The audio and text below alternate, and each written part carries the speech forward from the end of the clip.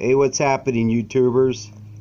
Okay, what we got here is a 283 out of a 1965 El Camino. That's a small block Chevy engine.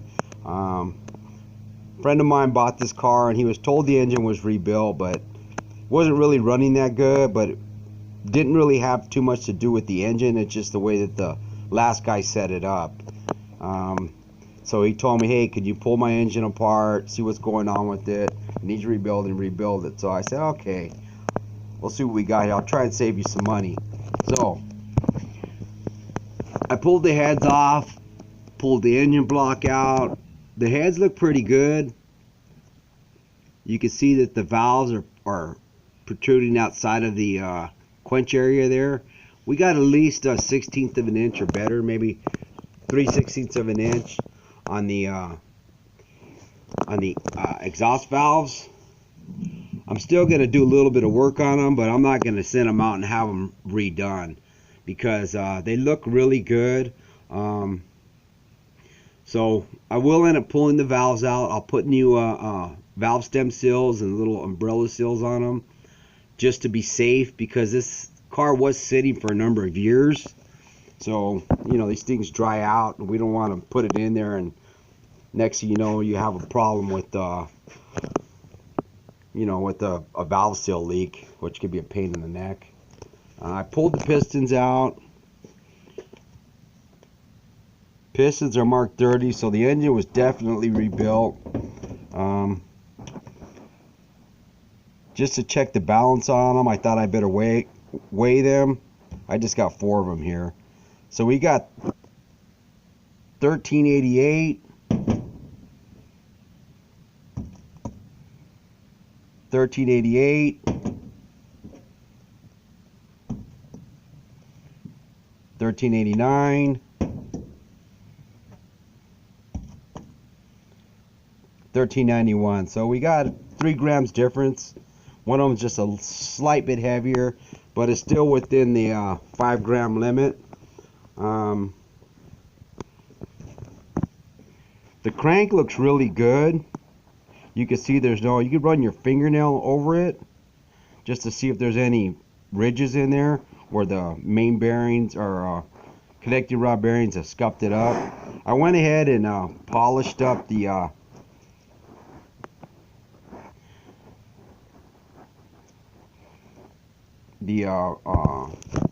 crank where the rod bearings connect right in here. You can look at another link and you'll find out how to do this. It's pretty simple. Just to make sure, because there was a little bit of staining on them. I think since the car had been sitting around, you know, stuff got inside the engine. Cam bearings look good.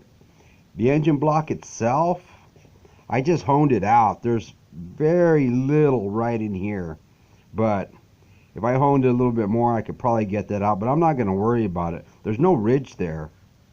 Nothing there to worry about. You know, again, you could run your nail, and if you feel anything in there, then you're going to have to send it to the machine shop and spend all that money. None of this stuff is going to the machine shop. Another thing that you want to check for, you see that rod right there? Make sure that it slides. Let's see if I get my hand out of the way here. See? It slides very easily. That's what operates your fuel pump. I have another engine over here that was rebuilt by a freaking idiot, and 2 problems. The oil pump screen fell off, so the lifters were rattling. That's why I pulled it out, and because it wasn't getting any oil to the top end. So you got to be real careful when you put the oil pan on, as far as knocking the screen loose, because that pickup screen will fall off if it's not secured properly. But this engine here, I don't know if you can see inside there. I'm not sending this one to, I didn't send this one to the machine shop either, and I cleaned it up. This is a 402 out of a 71 Monte Carlo. I pulled it out and I thought about rebuilding it, but I decided to spend the money and get crazy with it. So if you want to spend money, get yourself a big block. Don't waste your money on something that's not going to really satisfy you at the end. You know, because after you dump, say, 2-3 grand into a small block, and if it ain't kicking out 450, 500 horsepower, you're going to be kind of you know, disappointed. So this one here easily puts out 4.25 horsepower, 460 foot-pounds of torque, but I spent like 3 grand on it, you know.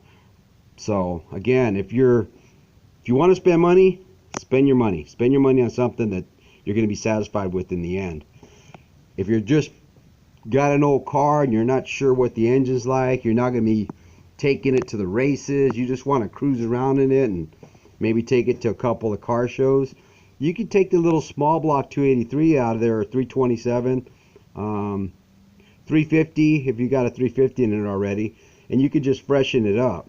Basically what I'm saying is, by freshening it up, you'll be putting new rings in it, honing the surface here, polishing the crank,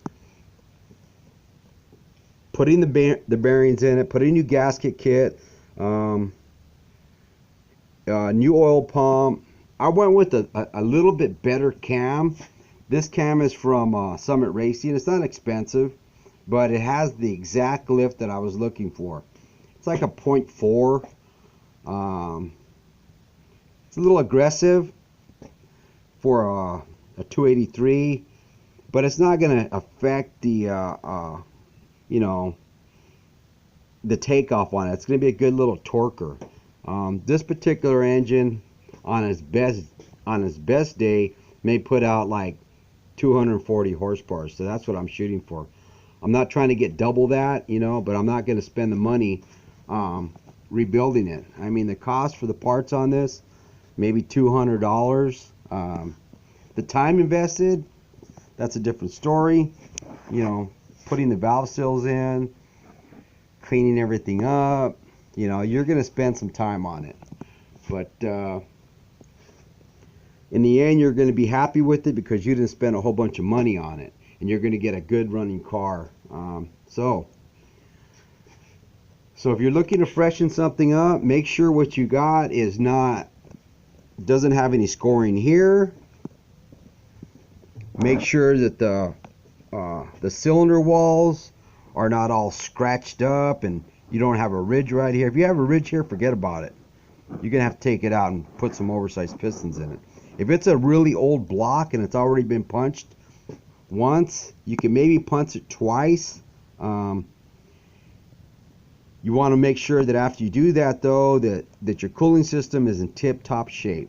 So, you know, the thinner these walls get, the more of a chance you have of it running hot.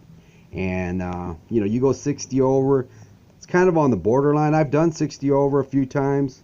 I've got that you can see it, my El Camino out there. It's got a 383. It's 60 over, and temperature gets up to about 220, but it never goes over that. It usually runs about 200 to 210.